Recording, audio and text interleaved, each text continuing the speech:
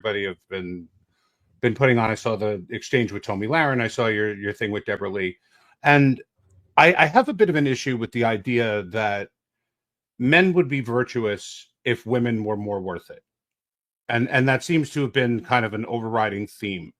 And that's what I wanted to talk to you about, because I see it as a problem with masculinity, in that I think this is a problem with men. I don't think this is a problem with women. I think women will follow men given the opportunity.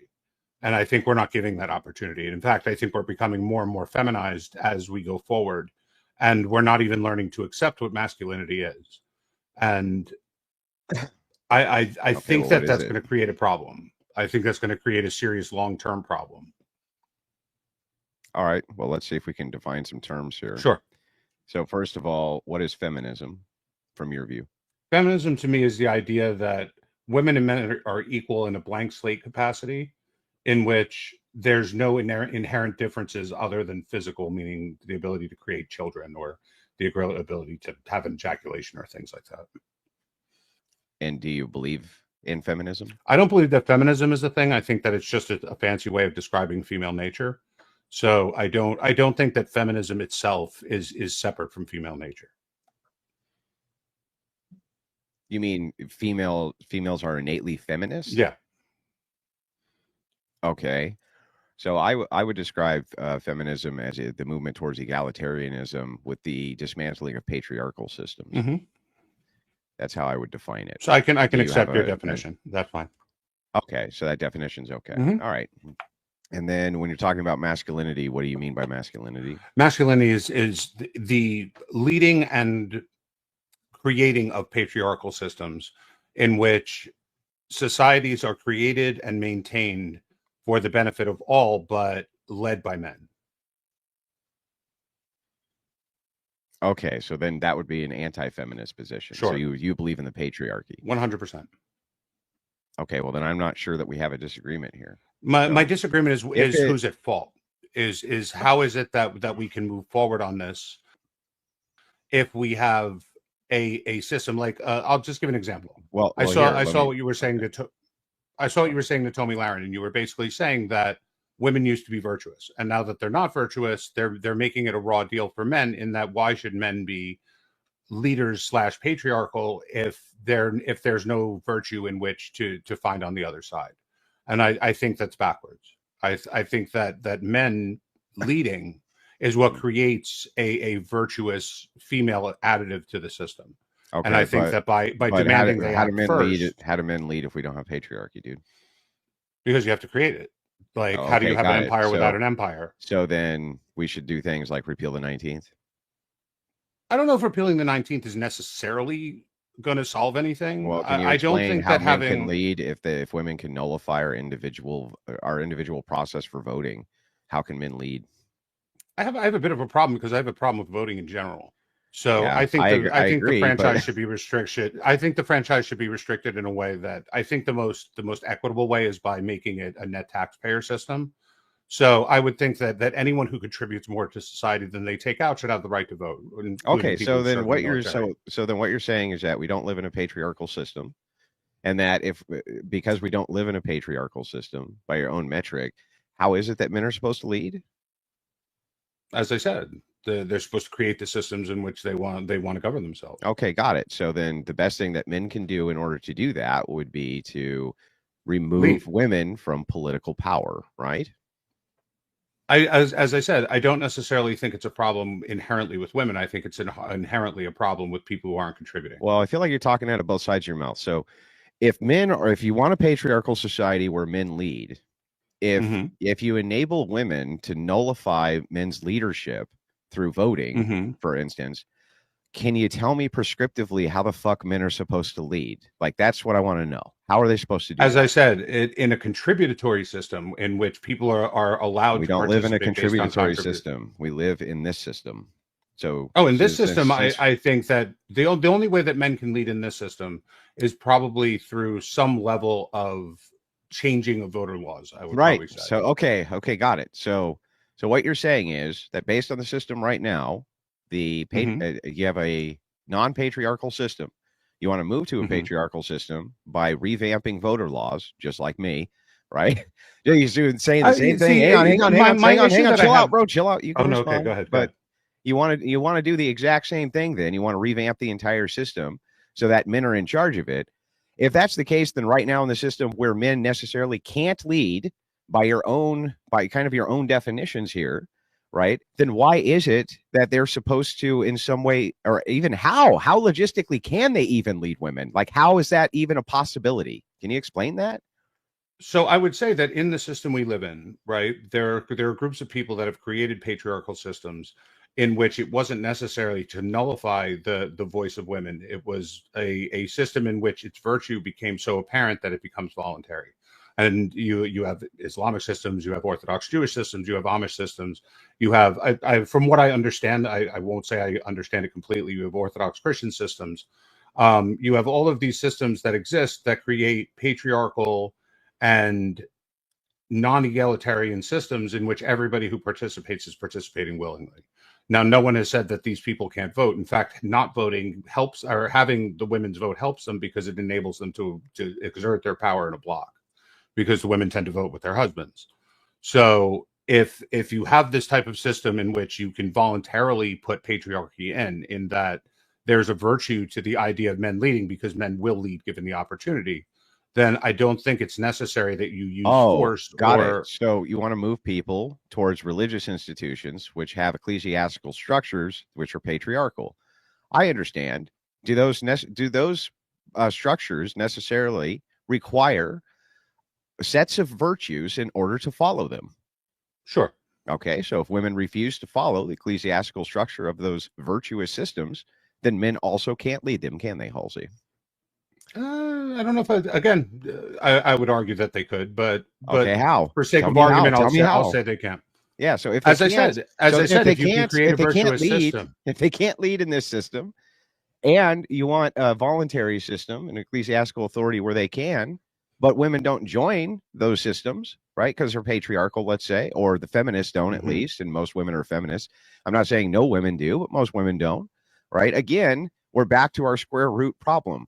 If we're going to live in an egalitarian nation where there's equality between men and women, but men are Mhm. still tasked with the protection of the nation, the protection of the rights of all, including women, can you name for me an equal duty women have to that? What would that duty be? What would an equal duty that women have? I mean, that would be the production and rearing of children. Right. So hang But on. So the production and rearing of children. And mhm. Halsey, are they fucking doing that? Yeah, I have to say that that's definitely falling behind. Yeah, definitely falling behind. So what you're saying then is that women are less virtuous than men because they're not following their duties. I I wouldn't say think that that women are less virtuous than men. well, then explain why men are still tasked with the duty and upholding it, and women claim that they have no such duty towards reproduction, including Because hang on, those same two women that you just mentioned. Both of mhm, them, I asked them that same question. Did they say the reproduction of children? No. I What would say no. they said instead, well, because men just innately want to do that shit. Not that it's it's a duty, it's a this or it's a that. It's just well Yeah. because men innately just want to kiss our asses and do whatever it is that we want. It's like no, that's not the case. So when I asked them the same question, if they had answered the reproduction of children, I would have applauded. I would have jumped up and down and Mhm. said hooray. I would have said that's great. Holy shit. You're actually not a covert feminist lunatic. You actually think that there's virtuous duties in society for women. But Halsey, they didn't Mhm. do that, did they?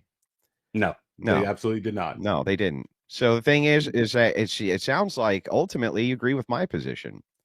I agree with your position in the extent that I think that while men are tasked with the defense and maintenance of society, I think that majoritively that's a theoretical aspect right now, just the same as child rearing. So the idea that we go to war and we defend the country is largely not even true anymore. Yeah, it Like is wars are fought by the air. Like, yes, are they men doing it? Yes, with but male it's such a pilots. small percentage. No, but I'm saying it's such a small percentage of men that are out defending the country that we No, it's don't not. have. Hang on, that's wrong. Listen, hang on. Let me correct Okay, a few things, or at least sure, maybe hopefully we can find some agreement on some things. sure. I don't believe that is true. This is an oft-cited feminist talking point that no, it's only a small percentage of men who defend the nation. It's not the case. Every Okay. man is expected, when a woman's purse is being stolen, to step in and assist in making sure that she's not ravaged by this guy, beaten up, thrown in a trunk, murdered, et cetera, et cetera. Every man is tasked with the upholding of the nation's laws. It's Yeah, part but of that's not being. true, Hang, though. hang That's on, hang actually on, hang not on, true, though. hang on. It is. Okay. It is true. It is true that there's a societal expectation that men, all men, uphold the civic laws of the nation and that they protect the infirm, the weak, and women. That Mhm. is an upheld traditional civic duty of men. All men are tasked with this, and if they don't do it, they get endless shame from other men. Right? They get societally shamed if they refuse to uphold the laws of the nation and the security for the infirm. This is like a primary edict that all men share. It's not just the idea that only men can go and fight wars, even though that's true, or that Mhm. only men generally make good law enforcement directly, even though that's true. It's that all men actually, when you break it down to the societal level, you are the head protector of your household, are you not? That I am. Is it not your job, if somebody kicks in your door, to defend your wife and children to the death before they ever even see the assailant? I mean, I'd probably more be scared of what my daughters would do to them, but yeah, sure. Sure, but you don't want your daughters anywhere near that. You're going to put yourself between them and that threat, right? I don't know. You've never seen how good they shoot, but anyway, yeah, okay. I'll But accept the but premise. would you? Would you? Would Would you I put expect them yourself to shoot between an yourself? intruder? No. Would you put yourself between them and a threat? I'm saying if someone broke into my house and I didn't hear it and they were able to get there No, you heard first, it. No, but you I heard wouldn't it. have the slightest Y- fear that Yeah, what you would heard need it, to get and done they would be heard done. it, and everybody heard it. You're Then still yes, going I to would put your expect I would put myself between them right. for sure. So then there's this. So what you're saying is that you, as a man, have a duty at the even smallest form of social order of the family to sacrifice yourself first on behalf of them. So Right. this sounds to me like some sort of like social contract or social Hmm. duty or some type of duty which is tasked to men specifically, if that's the case, Halsey. So if it is, and you agree that it is, what's the woman equivalent of that? I can So only wait, think no, of there one. was something I wanted to ask you about though, because I obviously spend some time on social media. You spend some time on social media. I spend time watching the news, and you do as well. And I see consistently, videos of people getting their asses kicked, people getting lit in fire on subway stations, people, doing all kinds of mischief whatsoever. And I'm pretty sure that the reason I see it is because people are filming it. And what I Uh-huh. have hardly ever seen is people stopping it.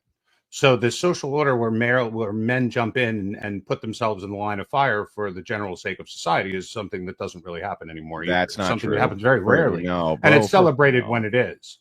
First of So, all, that is not true. The acts of heroism of the common man daily far outweigh the acts of cowardice. The acts of men saving lives, jumping into rivers for children, assisting people who are in distress, even helping women push their cars off the street to the side of the road is an everyday, mhm. all day long occurrence that you see in society nonstop, far outweighing the idea that, yes, there could be men out there who don't uphold this. That's the case, but women never uphold it. Where's the acts of Since heroism? when? Where's the acts of heroism from the women? When do you look over and see women running into burning buildings to run out children? No, men are running in to run them out, right? And I accept that there's a necessity there because of the strength differential and the ability of one over the other. But if it is the case that men are tasked with the security of society, then it has to be the case that if there's an equal duty for women, it has to be reproduction. And they are not moving in a pathway for reproduction. Am I saying all women need to reproduce? No. Just like I'm not No, saying every but man I wouldn't needs, know. I'll say that. just like I'm not saying every man needs to be a hero. What I Mhm. am saying, though, is that generally speaking, in society, we should be pushing society towards women being in reproductive roles and men being in roles of security, which, by the way, is the only way society can work. And so I get fought tooth and nail on this. But tell me where I'm going wrong here, Halsey. My problem that I have kind of with what you're saying is that there's examples of good patriarchal systems that did not come up through a system of 100% virtual certainty, right? I mean, virtuous certainty. And examples I'm thinking of are the two people speaking in this space, right? You married a woman that you seem very in love with, you seem very happy with, who you've reared children with, who didn't come from a background that you would suggest to other people they should explore the possibility of marrying and reproducing with and rearing a family with, a patriarchal family. I also would say that I came from the same background. So with those things being said, why You would mean I a not wait? You encourage mean a people? single? You mean a single mom? Is that what you Yeah, mean? or yeah, I meant that in your No, I case. In wouldn't my tell case, I come people. from a Yeah, I wouldn't. I would on only more tell on my side. It people. was me. Yes, I So would only tell people that there's a cautionary tale to be told here, and that just because I had a good outcome with that doesn't mean that mhm. generally people do have good outcomes with that. And But so would you say that's because they're emasculine, or would you say you were just lucky? well, in my case, I would say that I had Yeah. a great admixture of things, which were kind of Such as going. that's what I'm Yeah, asking for yeah, a reason. I'm really not trying for a got you or to yeah, insult yeah. you or your So I family. would You just know that. say, So yeah, no, no. I think it's fine to explore the issue. So generally speaking, mhm. I think that marrying single moms is oftentimes a disaster for men. But the reason I think that is because I think most women choose single motherhood rather than it's forced upon them. And what I mean by this is that most divorcees, this is initiated by women themselves, not by men, Sure. right? So they're actually making the choice to be a single mom, often so that they can be on the market looking for the upgrade man or something like this. I think if there's Hmm. other signs there like abandonment, or drug abuse or physical abuse or things like this, I think that those are much more like viable candidates for the exploration of relationship. So, but all of it, I would still consider all of it to be a red flag, just like I think from a woman's perspective, there's red flags there when it comes to divorced men, rightly so. And single men who have children, I also think those can become red flags for women, rightly so. It doesn't disqualify all of these people from relationships or things like that, or say that they have no virtues, but it has to be contextualized situationally. Right, but I'm saying wouldn't you make the assumption that a person, and again, not all, I'm not saying this is a blanket statement, but if you have people, women who have already made the decision to reproduce, the vast majority of them made the decision consciously that the babies weren't mistakes or the case of not using birth control. Those I'm discounting those cases. But I'm saying the people that have already made the decision to reproduce and have possibly made the wrong decision that they want to put themselves back on the market, or like you said, they've made some sort of move towards single motherhood that was voluntary. Wouldn't you think that those are more of a ripe example of someone who at least had at some point the right idea and has been led astray by whatever outside forces it may be, Some, or inside forces? sure, I would say Wouldn't you think that that some, person is more leadable? some, some could be, but the thing is the problem that we run into is the initiation, right? So Okay. the idea is like who's initiating these things? It's not generally men Hmm. who are initiating these divorces. It's usually women who are initiating Sure. the divorce. Oftentimes, the man doesn't want to get divorced. The woman wants to get divorced, and the reasons are very flimsy. They're usually based around irreconcilable differences, things like this.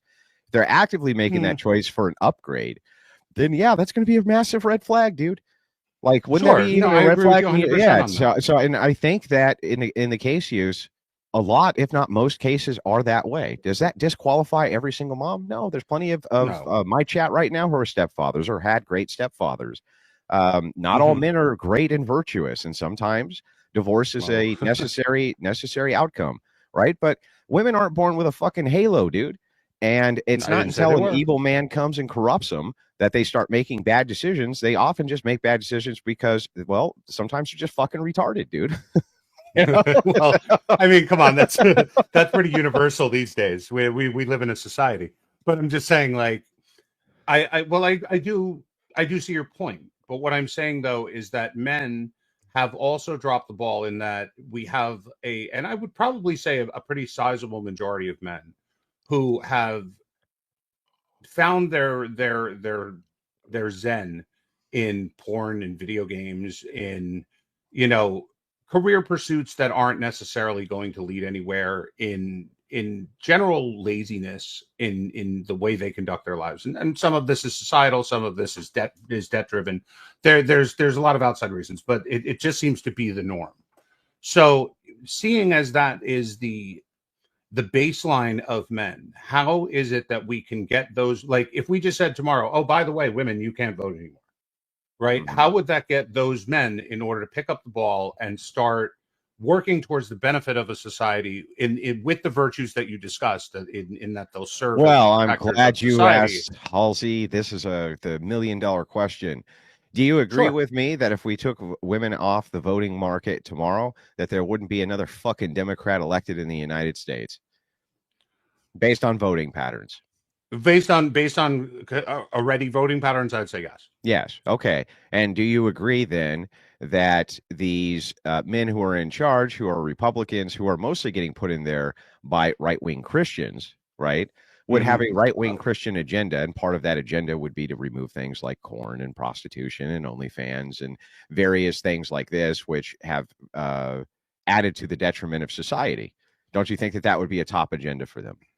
I'll be willing to see that. I think it Yeah. would. So Yes. if that's the case, then if you're asking, well, how does this improve men's lives? Right. I would say Hmm. that women are the deciding vote on most actions of degeneracy. They're the deciding vote on LGBTQ actions, trans actions. They're the deciding vote on mass migration actions. They're the deciding vote on Democrats being in office, period. Removing that, there is no more actions this way. You would probably end up with a nation which locked its borders down immediately, threw everybody out who wasn't supposed to be here, eliminated corn and multiple things like this, and then also through the Christian lens decided to attempt to have some type of repopulation program based around propaganda from the top.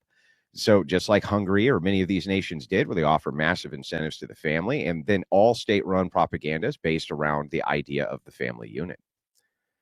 So, number one, just to clear up a study that I've seen, the incentives that Hungary are offering are kind of bullshit, Well, they because don't what work. they're I offering agree. is a woman. No, but what they're offering women is that if they have, I think it's if they have up to four Three, children, then they never three. three, then they never have income tax to pay again. Yep. You're also talking about the woman doesn't, the man still does. So it's not like the Mhm. family unit is not paying income tax. It's just the woman, if she goes back to work, Yeah, I doesn't. don't agree that their So prescriptions are their have done well. By the way, they have stopped the trend of reduction.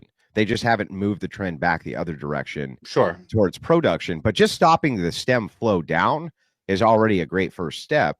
What I'm saying is that you can have a comprehensive program which would include a variety of factors, which would initiate the idea that the family unit is the structure of America, and that for the purpose of patriotism, that should be the movement of society towards the backbone of that. And I think that would be a wonderful and virtuous program from the government down.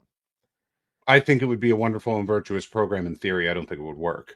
I think personally, and this is just a personal opinion, I can probably find some level of evidence to it.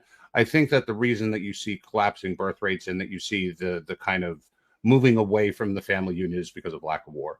So I think that peace is always going to No. gear. I think Do you know why this occurs? I can tell you why. We've researched it a so million times. we can disagree about it, but let's see what you say. Yeah, well, it's a deference for college more than anything. It's the number one correlate. So women get far more degrees than men, right? Usually Hmm. in the medical field, not necessarily in STEM. In fact, almost never in STEM I fields. know. But I'm well aware of the psychology, yes, educational trends. psychology, nursing, things like this. If you want to consider Hmm. nursing STEM, I guess that's fine. But anyway, I the consider the the nursing point a is good that field. I don't they know if I'd defer consider it having STEM. families until they're in their 30s because they're going through Hmm. college and they establish a career. Well, if you decide to have children in your 30s, guess what? Your infant mortality rate jumps way up, right? And your Hmm. ability to have children goes way down. Do you know that the United States has one of the highest infant mortality rates in the first world? That's actually just because the way it's measured. It's not just because that the numbers say so. But the way that No, it's no, measured it's is that because in most Western countries, yeah, they consider an infant to be dead after it's born and it lived for a second and That, died. but hang Whereas on. But in the Halsey, US, in we the measure it West, in the from entirety of before the birth. West, including Japan, right, infant Hmm. mortality is beginning to rise because the population of aging women having children. No matter how the metric is measured, that is the case. So what I'm saying to you, right, ultimately is that if you want to have a lot more children in your society, then men and women in their 20s need to be having sex and producing them. And if they're Sure. married, that's the optimal position, right? That's like the optimal position. So if this is the case, deferring to have a family until you're in your 30s is going to lead to significantly less children. That's just like necessarily a condition of that. And that's one of the primary reasons we see a birth rate crisis.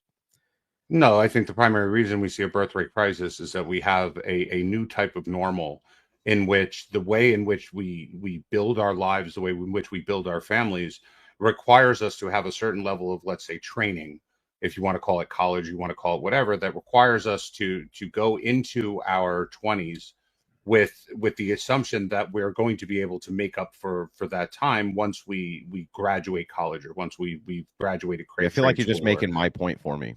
No, I'm getting there. Don't worry, I'm going to land it soon.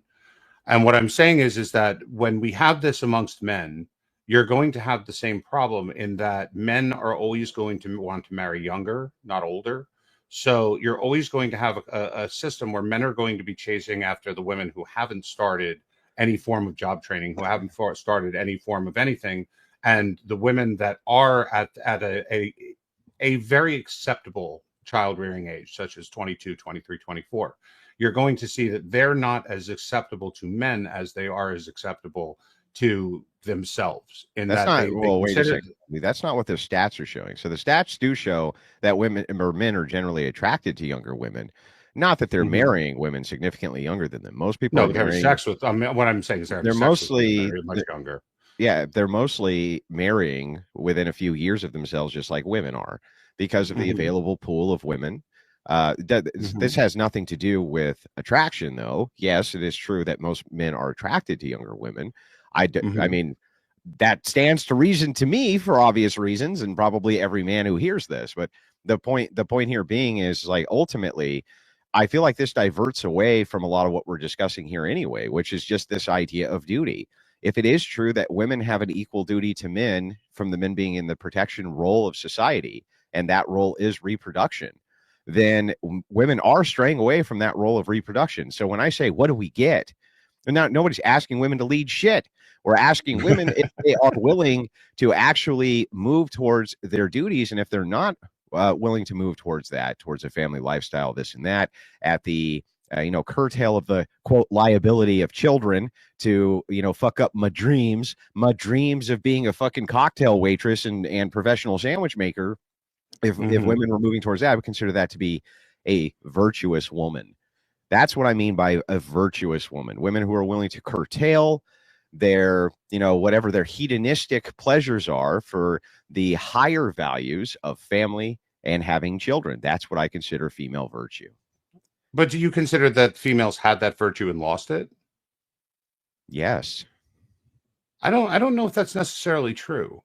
I mean, like throughout history, what you've seen is not that females had virtue; it's that females had the lack of ability to say no. I mean, you basically had the It's not vast what majority of the what I see in population the historic replace. record. Wait, Go ahead. what I'm saying, no, what we're not talking about is the aristocracy. What we're talking about is the everyday people.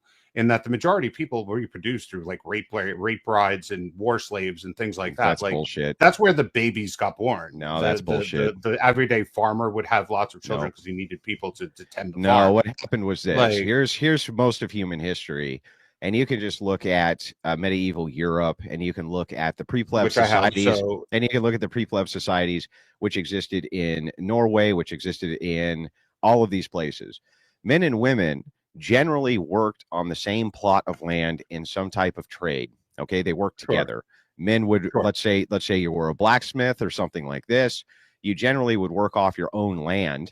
Okay, and sure. usually that land was held by some type of jarl or As a member of franklin, the or aristocracy. some type of holder of the aristocracy, and you would pay duties to whoever that knight was, or whoever that jarl was, or whoever it was, on Sure. behalf of that land for life. And they were usually pretty reasonable duties because you had a skill. The women or wife would operate in a support role. They weren't just taking care of the children; they were also washing clothes. They were also assisting Hmm. with boot mending. They were assisting with various things, activities. They worked cooperatively. They didn't work in a sense where the man would just beat the shit out of them and grape them all day. That's all feminist bullshit. That's not what Yeah, I but it said. was what you That's not said. what I You said. said most No, it children were isn't. No, born it of, isn't. of rape and savagery, and this. And What I was talking, it's not true. but that's not what I said. What I said is they were the products of war, in that a vast majority of the children that were born, a vast majority of the wives that were taken as the result of war. That is not And true. That is it is not true. true. It No, is it's true. not true. Especially it's true in the bigger empires of our Most time. The wives were empires of not. our time, this is what they No, did. No, This is most where black this is how new no. societies were even built. Okay, first of all, Like, the fall of great societies takes a long time. Okay, so and is the even the building fall, of them. even the small of or even the fall of small societies conquered by larger ones, it's an encroachment that takes a long time to do. Most marriages were not done because of war brides. Did this happen in history? No, I Sure, didn't say most but of the the marriages. I said most vast reproduction, but majority, okay. the vast majority of children born were born of a completely consensual relationship between men and women who cooperated together with the man's rightful state of authority in the homestead. And that was how it worked from the top down. It couldn't work any other way because they were the only ones who could secure the fucking land, dude. They're the only ones It had who nothing ever to can do with secure the securing land. land, though. It had to do with taking land that basically wasn't even theirs. It was called conquering land, and that's how you secured it. You No, secured if it you're by, no, no, by no. If you planting were on your a flag. knight's, if you're on a knight's property, a knight who is given holdings from a lord. Okay, this knight, his job is to protect that land. And you were a part of an unorganized body of militia who that knight could call up if the king needed warriors. And so this is where the old saying came: pound your hoes into plowshare, or your plowshares into swords, and then pound your swords back into plowshares. The idea there was, if you were a farmer, right, and you got called up for your militia training from your knight, from the local knight, you had to go. You were protecting your land. And you were the only ones who could. So you had the necessary authority to do that. Under the democratic egalitarianism, such a thing still exists, where men are the required portion of society to give security to that society. But we have moved away from the idea of any duties for women, with instead women taking advantage of such security, right? Especially immigrant women from war-torn countries, all sorts of women, okay? Without the duty being there for them to act in a way which is reproductive and towards the family and towards society. So, first of all, I'm not talking about just the individual middle class, so to say, of history. There's a reason why the entire Western Hemisphere, with the exception of the US and Canada, speaks Spanish. And that's because the Spanish came and they killed the men and they impregnated the women and they took them as they needed to and created Mexicans. Like these type of thing. Right. But what I'm saying is that throughout history, the great empires would slaughter the men and take the women and incorporate them into their society, not in a way where they were working hand in hand to create a better plot of land. They were repopulating and taking care of each other. Look, I can demonstrate. I can literally demonstrate this. I can demonstrate this. It's not that this didn't happen. You're right. It is the case that this did happen. But when you're talking about even your example here for mestizos, when Spaniards came, the Spaniards killed very few natives. Smallpox killed about 90% of them. Okay. And by the way, it was considered, it wasn't 90%, it was about 60%, but it was about 90%. But anyway, the here's the thing that's so funny about this too. It was considered a social taboo to marry one of these, quote, savages. This was not something that the Christians wanted at all. The Spanish Christians were saying, no, you shouldn't marry them. They're not part of the faith. This is bad, right? They're et cetera, et cetera, et cetera. Part of the domestication was for Christianity. That's true, but that came later. Not only that, but here's the dead proof, Halsey. Here's what genetic data shows. I got it in front of me. 89% of women and 40% of men have been able to reproduce. How could that be if it's all rape, Halsey? How could that be? How could it be that 89% of women have been able to reproduce, but only 40% of men? How's that the case? If it's all 89% of women have been able to reproduce, meaning that they've successfully had children? Yeah, and only 40% of men. I mean, doesn't that prove my point? If 40% of men are impregnating 89% of women, that it would stand to reason. That wouldn't be rape, bro. That men were impregnating multiple women. Nope, that would show that women have been able to have traditionally sexual selection and men have not.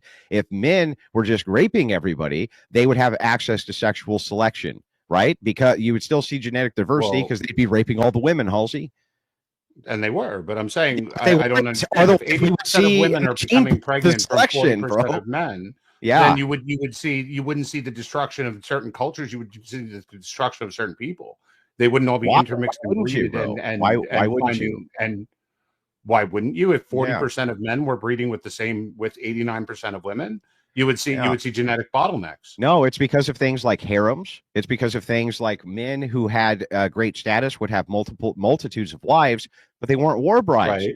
And the thing is that if it is the case Where that did harem most of women these come things from? that most of these things were the product of rape, right? Then you should see a much more diverse genetic pool from men, because they would just grab a woman and rape her, right, Halsey? But they weren't But you allowed do to see that genetic bro. diversity. They You see it weren't amongst allowed to even do that. native populations. You Bro, see it everywhere. you don't see it. You see Hispanics from the same areas that go from super light to super dark. 40% Yes, you of do. men, You see all kinds Halsey, of genetic. it doesn't make sense, Halsey. I'm showing you. Sure it does. Literally. Okay, tell me how. Because as I just said, if 40% of men are breeding with 89% of women, then you're seeing a genetic dispersal from men to women that include multiple women from singular men. That would be polygamy, not rape. That's not polygamy. It wasn't it's polygamy. Just had multiple wives. Polygyny. No, that's not the case. Yes, it is the case. It's the case that men of high status had the option to marry multitudes of women. Okay. How many men of high status do you think there were? And men of low status did not. How many men of high status do you think there were that 40% of men could breed 89% of women? Between the merchant class and the noble class, right? I would say, I don't know, somewhere around 40% of men.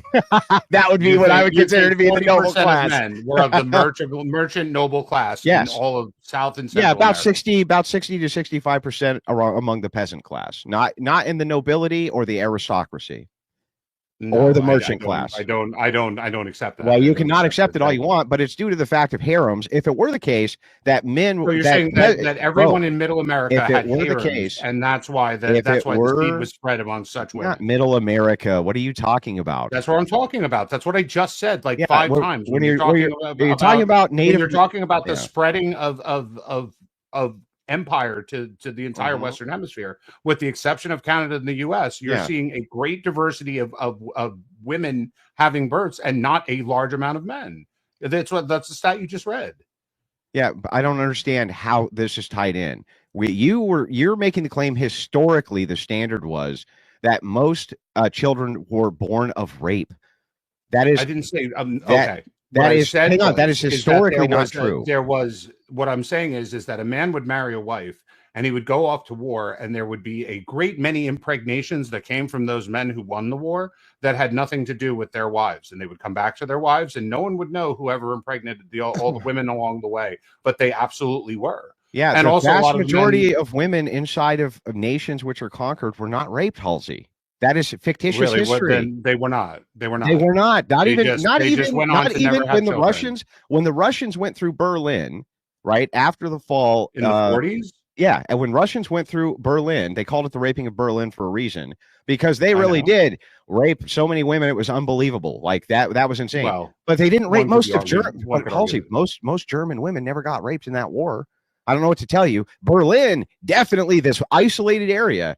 Definitely a lot of that happened, but most German women were not raped in that war, Halsey. Most Russian women were not raped in that war, Halsey. Like what I'm saying to you is that if you look at the historic standard, the reason this genetic diversity doesn't exist, it's 40% to 90%, is because of harems, because men of great means could afford many, many, many, many wives. That was the case in Islam. It was the case in Christian nations. It was the case in non-Christian nations. It has always been the historic case that men of great means could afford many, many wives and had the resources to have them.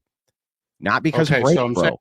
Then how come that there aren't vast amounts of stories in Europe and as I said, Middle America, Central America, South America? Like, yes, I understand in Islamic countries you hear about great harems, but I've never heard about great harems in the middle areas. Like, look at the aristocracy. You actually knew who most of the women were, and the only reason that they would have multiple wives is because their wives died in childbirth. You did hear about new wives. Bro, you've heard about great harems all over the world until polygyny became the order, or polygyny got destroyed for monogamy, the order of the day. But that's a relatively new system. But monogamy, even under hang on. Thousands. Let me ask you a question. Have you ever heard of King David? You ever heard of King David? What? King David. Sure. Did he have a few 18 wives? 18. Yeah. And was he famously quoted as saying, "I've spent many seasons between the legs of women, of many women"? Yeah. Sure. So was King David raping women, bro? Absolutely. He was raping them. He had something like what was considered, I think it was 1,000 concubines or something like that. He was raping 18 his 18 wives were wives. The rest were basically his whores. So they were concubines. He wasn't raping them, Halsey. Okay, so we're cutting nickels in that we're saying that okay, it was not forced violent rape, but it was not in any way, shape, or form a virtuous marriage either. They were side women. So that's not rape though, Halsey. That's not rape, bro. What are you talking about, dude? I just said we're splitting the coin in that. Okay, no, we're not splitting hairs here. Rape is a very specific thing, bro. Rape is the opposite of consent. If you have a concubine, she's consenting. It's the opposite. No, she's absolutely not consenting. Those women, the concubines, weren't consenting. They were given as gifts. They were received from the population. They didn't come and say, "I want to be your concubine." Most concubines came willingly. They wanted to be the other women because they got fed and they got to live in the big castle and they got to get all sorts of favors. What are you talking about? Under Jewish law, rape was illegal. It was illegal. I understand that rape was illegal under Jewish law, and what I just said 3 times, which you've ignored 3 times. I'm not talking about the violent taking of women in which they're taken without any form of consent. What I'm talking about is the selling of women, which basically puts them into a position of concubine, in that they're sold by their fathers into a situation in which they have no control and in which they become a concubine. It's not like they made the decision to become a concubine. It was done without their control. So they were regarded into a position of being a reproductive organ of a king who had no commitment to it. That is a non-historic standard. Again, when you're talking about concubines or side women for nobility, things like this, I'm saying you're the one who brought up King David, not me. Most women offered themselves up into those positions because it was an upward mobility station thing. They weren't in a position to offer themselves up into anything. They didn't have the agency to do so. What are you? Why didn't they have the agency? What are you talking about? What agency did they need? Have the agency in that they could go sign themselves up for a